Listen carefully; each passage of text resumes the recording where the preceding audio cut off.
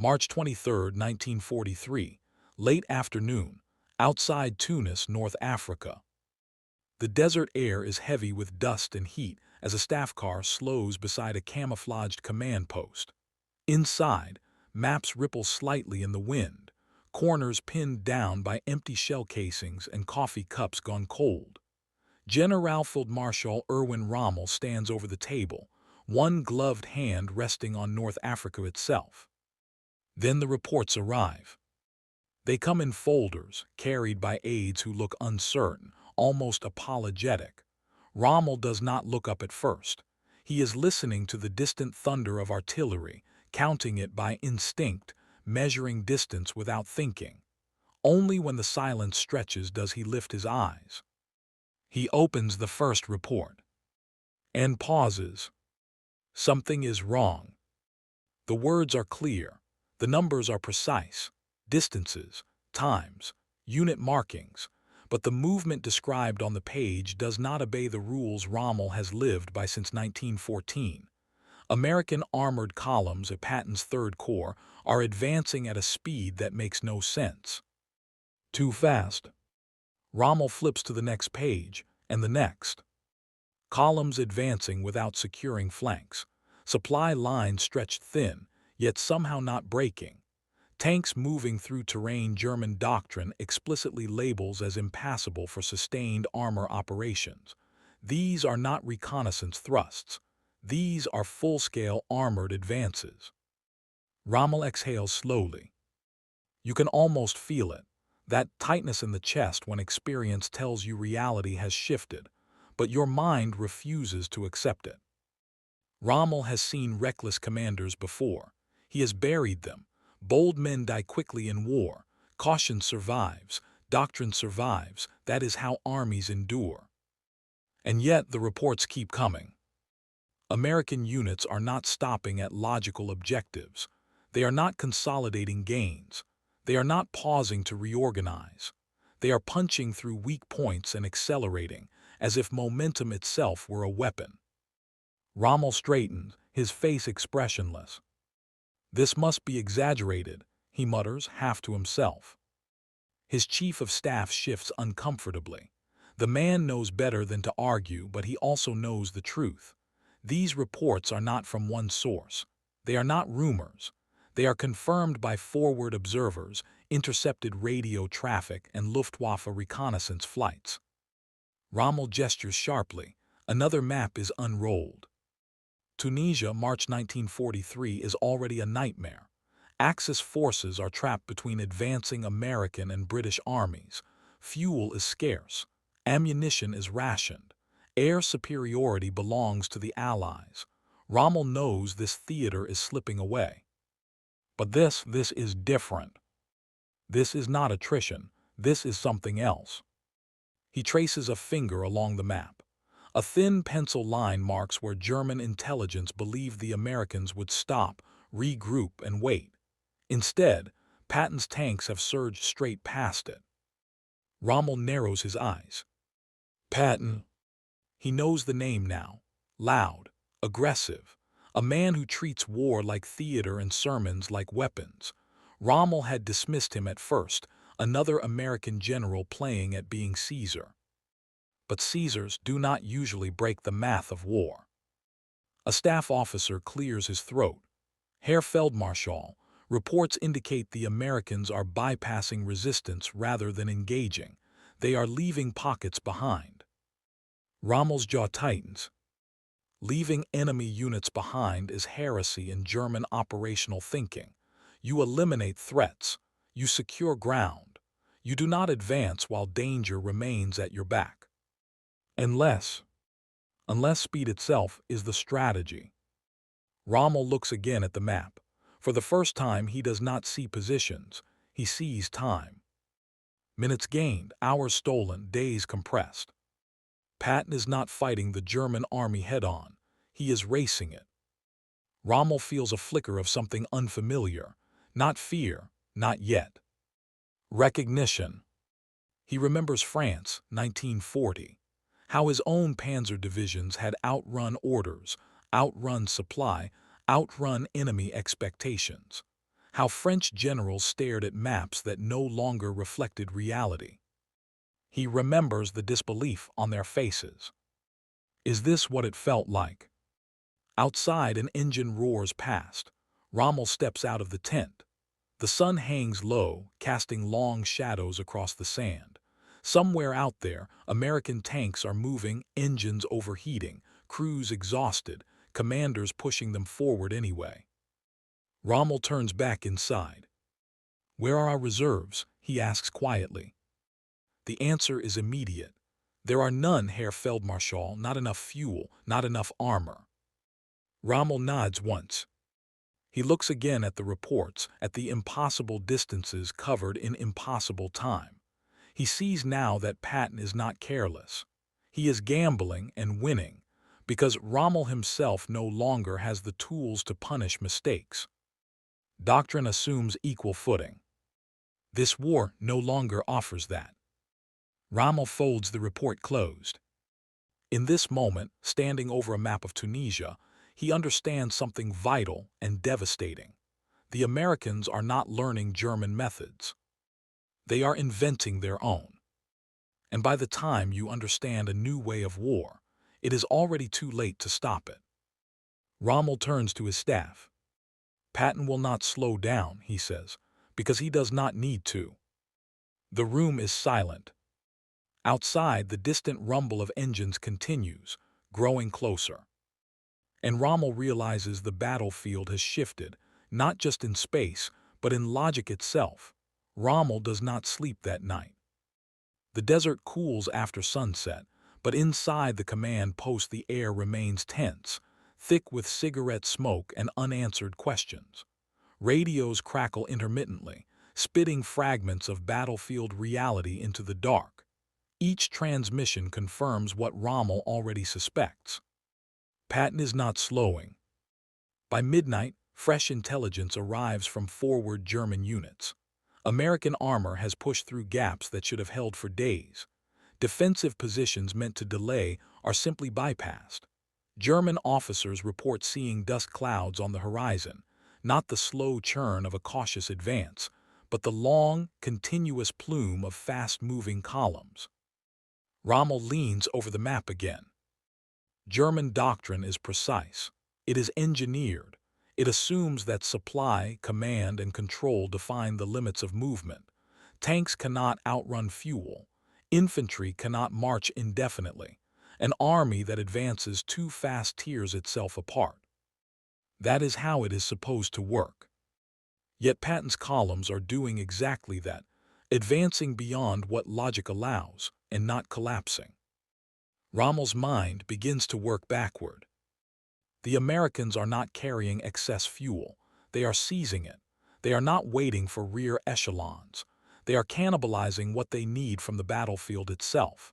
They are driving crews until exhaustion, then rotating men, not machines. Tanks keep moving even when crews can barely stand. This is not efficiency. It is obsession. Rommel straightens slowly. He recognizes it because he has lived it.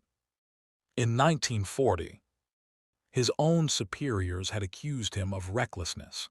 He had been told to halt, to wait for infantry, to secure flanks. He had ignored them not out of arrogance, but because he understood something others did not. Speed breaks the enemy's mind before it breaks his lines. Now Patton is doing the same. Rommel closes his eyes briefly. You can almost feel it, the sensation that war is slipping out of familiar hands, that the equations you trusted no longer balance. A staff officer enters quietly. "Herr Feldmarschall, Luftwaffe reconnaissance confirms American spearheads far beyond yesterday's estimates." Rommel opens his eyes. "How far?" The number is spoken softly. "Too far."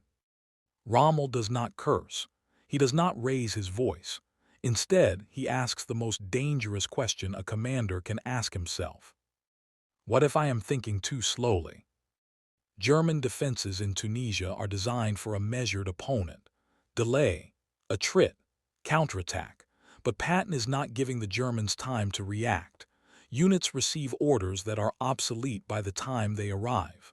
Roads meant for retreat are cut before columns even start moving. Rommel sees it clearly now. Patton's advance is not about territory, it is about tempo. The Americans are attacking German decision-making itself. Rommel turns to another report, this one from a Panzer Grenadier unit that never made contact with the enemy. American armor passed them in the night, engines roaring, headlights blazing briefly before vanishing into darkness. By the time German guns were repositioned, there was nothing left to shoot at. Rommel exhales sharply through his nose. This is not bravery, this is psychological warfare. German commanders are trained to respond to threats they can see and measure. Patton offers neither. He appears, strikes, disappears, and reappears somewhere else before the Germans can reset. Rommel grips the edge of the table. Every instinct tells him Patton should be punished for this, for leaving exposed flanks, for overextending, for gambling everything on speed. But punishment requires resources. Fuel, air cover, mobile reserves. Rommel has none. The realization settles in with quiet brutality. Patton can afford mistakes. Rommel cannot. As dawn approaches, Rommel steps outside again. The desert is pale and cold, light creeping across the sand. Somewhere to the west, artillery flashes briefly, like distant lightning. Rommel thinks of his men, veterans of Africa, hardened, disciplined, exhausted. They are being asked to fight an enemy who does not behave like one. He knows now that traditional countermeasures will fail. Static defenses are meaningless against an army that refuses to stop. Counterattacks require time to assemble, time Patton is deliberately denying. Rommel returns inside and issues new orders, shorter lines, emergency withdrawals, units instructed to disengage before being enveloped. But even as he speaks, he knows the truth. These orders are reactive. Patton is dictating events. Rommel's staff senses the shift. Conversations grow quieter, movements become hurried. The room feels smaller. For the first time since Africa began, Rommel is not shaping the battle, he is chasing it. Another message arrives. American forces have reached a junction German planners believed safe for 48 hours. Rommel stares at the location. Then he nods slowly. This is no longer a series of bold thrusts, it is a pattern. Patton is not improvising. He has made speed the central pillar of his doctrine. And Rommel understands with painful clarity what this means for the rest of the campaign. If Patton keeps moving, German resistance will fracture, not because it is weak, but because it cannot synchronize fast enough to matter. Rommel looks at his officers. Patton is not fighting our army, he says quietly. He is outrunning our ability to think. No one replies. Outside, the sound of engines grows louder again, closer now, more persistent. Rommel knows the turning point has already passed. The only question left is how much of the army he can save before the momentum consumes everything. And for the first time in North Africa, Erwin Rommel feels something he has forced others to feel before. He is behind the clock. The sun is fully up now, bleaching the desert into sharp contrasts of light and shadow. Rommel stands beside a radio truck, listening as reports stack atop one another like collapsing cards. Each message arrives with a sense of urgency and a quiet undertone of disbelief. American units have reached positions that should still be empty. Rommel closes his eyes just for a moment, letting the sound wash over him. Engines, static, voices clipped by stress and fatigue. This is the sound of a front unraveling not through defeat but through acceleration. A Luftwaffe reconnaissance officer steps forward with fresh aerial photographs. They are laid out across the hood of a vehicle. Dust clouds snake across the landscape, long, uninterrupted lines that do not stop where German doctrine says they must. Rommel studies them carefully. These are not probing attacks. They are not feints. These are sustained armored drives conducted by an army that has decided speed is worth more than safety. You can almost feel the shift inside Rommel's mind as he finally stops trying to interpret Patton through German assumptions. This is not a violation of doctrine. This is a rejection of it. Rommel straightens, suddenly alert. He begins asking different questions now. Not where will they attack, but how long until they are already there. Not what is the enemy's objective, but how much time does he have before the Americans arrive anyway. Time becomes the map. A German major reports that panzer units attempted to reposition overnight, but found roads already compromised. American advance elements had passed through hours earlier, leaving behind burning fuel trucks and scattered prisoners, evidence of presence without the pause of occupation. Rommel nods grimly. Patton is not interested in holding ground. He is interested in collapsing the enemy's internal rhythm. Rommel remembers his own orders in France, years earlier, how higher command had warned him that advancing too quickly would leave him vulnerable. He had ignored them, trusting that confusion would protect him better than caution ever could. Now, that same logic is being used against him. Rommel's gaze drifts to the horizon. The desert seems endless, but suddenly it feels small, too small for an army that refuses to stop. Another officer approaches, voice low. Herr Feldmarschall, our counterattack forces are still assembling. Fuel deliveries are delayed. Rommel does not look at him. How delayed? The answer is measured in hours. Rommel exhales. Hours are a luxury he no longer possesses. The painful truth crystallizes fully now. Patton's success does not depend on flawless logistics. It depends on momentum staying just ahead of collapse. He is pushing his army to the edge and trusting that the enemy will fall apart first. Rommel knows that kind of gamble. It is the gamble of a commander who believes the enemy will blink. And the Germans are blinking. Communications lag, orders contradict each other, units retreat to positions already obsolete. Every decision comes a step too late. Rommel finally turns to his staff. He is forcing us to react, he says, and reaction is slower than action. The words hang in the air. This is the realization, not sudden, but complete. There will be no decisive counterstroke, no moment where German discipline and experience restore order. The battle is no longer about who fights better. It is about who moves faster than thought. Rommel orders another withdrawal, another shortening of lines, another attempt to preserve cohesion.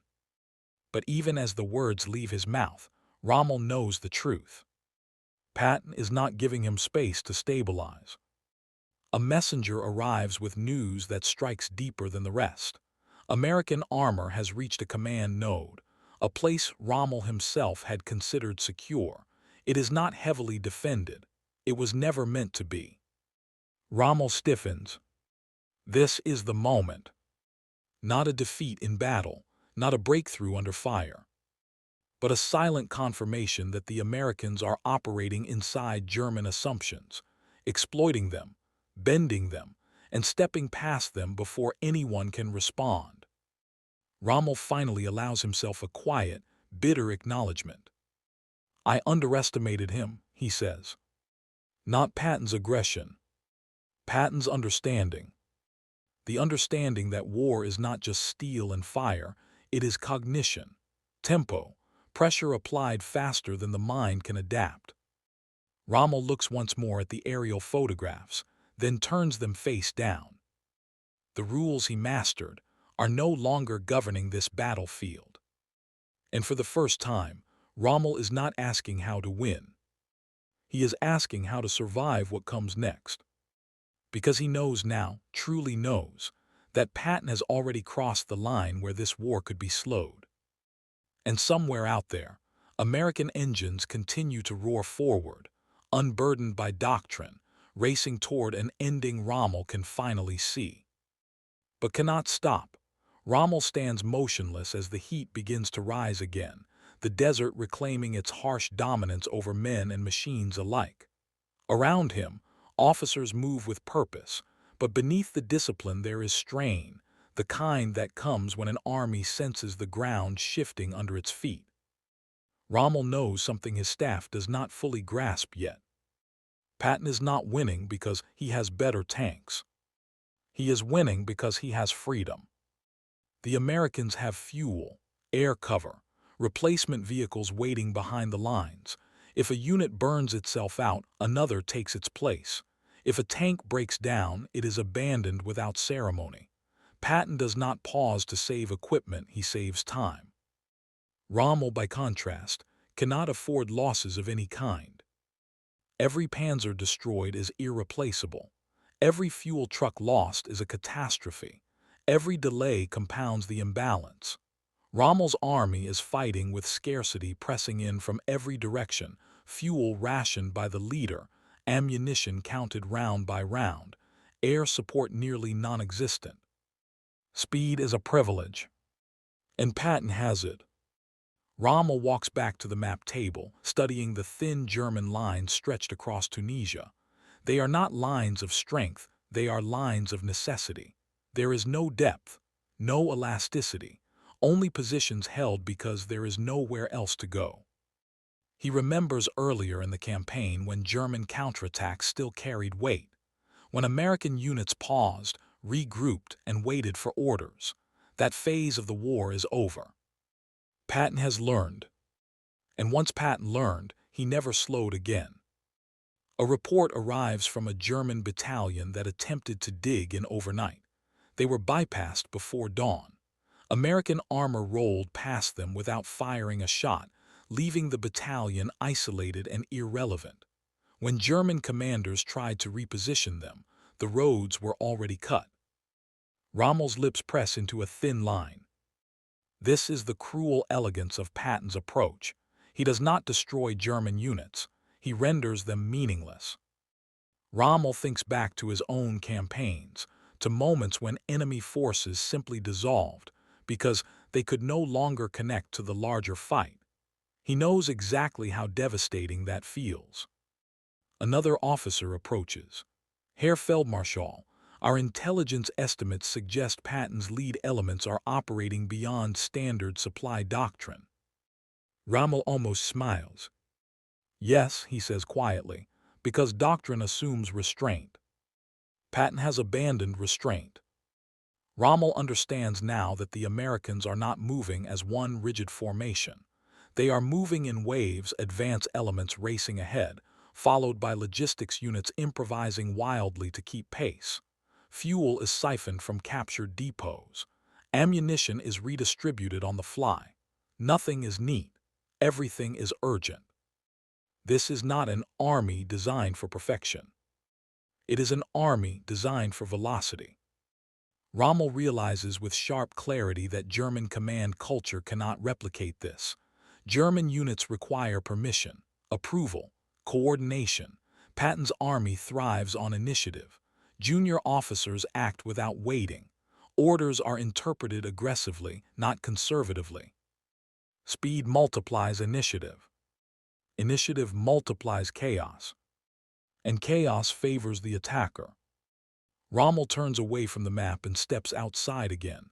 He watches the sky. Allied aircraft pass overhead unchallenged. Every movement Rommel makes is observed, every delay magnified. This too matters. Patton knows Rommel cannot hide. Rommel finally speaks the thought forming in his mind. He is not fighting us where we are strongest, he says to no one in particular. He is fighting us where we are slowest. The words sting because they are true.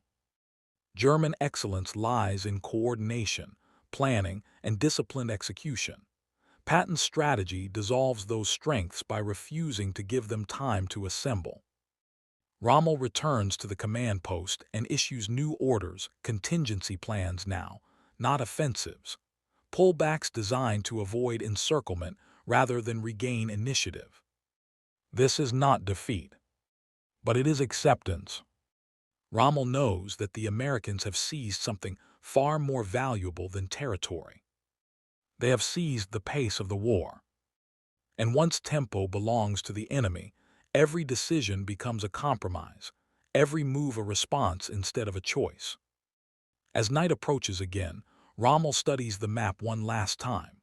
The arrows marking American advances continue to stretch forward, thin but relentless. He understands now that Patton's greatest weapon is not the tank. It is the refusal to stop. And Rommel knows, with quiet certainty, that unless something changes, something drastic, the Germans in Tunisia will be pushed not by force, but by momentum, all the way to collapse. The realization settles in fully. This is no longer a battle Rommel can shape. It is a current he is being carried by. And currents do not negotiate. March 26, 1943, mid-morning. The desert sun is unforgiving, beating down on a landscape littered with abandoned vehicles, scattered supplies, and the faint traces of tire tracks vanishing into the horizon. Rommel stands on a small ridge overlooking the valley below. Dust swirls from the engines of distant American tanks, advancing steadily toward positions German officers had assumed safe. He scans the terrain with binoculars, but there is nothing to anticipate. No hesitation, no pause, just motion. A messenger rushes up with the latest intercepted orders from Patton's headquarters. Rommel reads them quietly. The Americans have divided their columns, leaving no predictable center of gravity. One detachment circles behind German positions. Another strikes forward, forcing a weakening defensive node to fall back. Rommel's mind works furiously, but he can already see the pattern. He recalls Tunisia's earlier battles, fierce, brutal, measurable. Success and failure were once defined by planning, logistics, and disciplined timing. But this is different. Patton is not adhering to the rules of engagement that Rommel has spent decades mastering. He is creating his own. Speed has become his doctrine. Momentum has become his weapon. And Rommel's entire operational philosophy is scrambling to catch up. He turns to his staff, voice low but steady. Every line we hold is temporary. Every counterattack we plan will be too late. The time of reaction is over. The enemy sets the clock now. A junior officer swallows hard. Herr Feldmarschall, what can we do? Rommel looks at him with an intensity that stops the question. We survive, he says. We buy time. That is all we can do until the terrain itself forces them to slow. But deep down, he knows that time is the one resource Patton refuses to give. He is a commander who treats every hour as a weapon, accelerating beyond all expectation. German defenses, no matter how disciplined, crumble under speed before fire. Rommel walks among his men, observing their weariness. Panzer crews lean against their vehicles, sand streaking their uniforms, eyes alert but exhausted. Infantry units trudge along supply routes that the Americans have already passed. Coordination is strained. The Germans are always a step behind, reacting to yesterday's developments while tomorrow arrives faster than anyone can anticipate. Rommel's hand brushes over the map table again. He studies the routes Patton has taken, the junctions captured, the supply lines stretched but intact. And in that moment, he realizes something he cannot undo. Patton's victory in Tunisia will not come from brute force. It will come from the rules he refuses to obey. The Germans are trapped not by firepower alone, but by a rhythm they cannot match. By the time they react, the Americans will have moved again. By the time counterattacks are ready, the battlefield has shifted. Rommel closes his eyes briefly. He remembers his own reputation, the desert fox, the strategist who outwitted entire armies with cunning and precision. And now he must confront an uncomfortable truth. The Americans have outfoxed him, not with trickery or innovation, but with relentless, unforgiving speed. A distant rumble draws his gaze to the horizon once more. Dust rises like smoke signals in the desert sun. The sound is constant, mechanical, unstoppable. Rommel swallows hard. For the first time in the North African campaign, he is not planning the attack. He is not calculating flanks or reserves. He is running behind events, struggling to preserve what remains of his forces. The realization hits fully. Patton has broken the rules of warfare that Rommel once believed inviolable. And once those rules are broken, there is no turning back. The desert stretches endlessly before him. And somewhere out there, American engines continue to roar forward, carrying a momentum that will decide the fate of an entire army. Rommel whispers to himself, almost a confession, "Too late, it is already too late."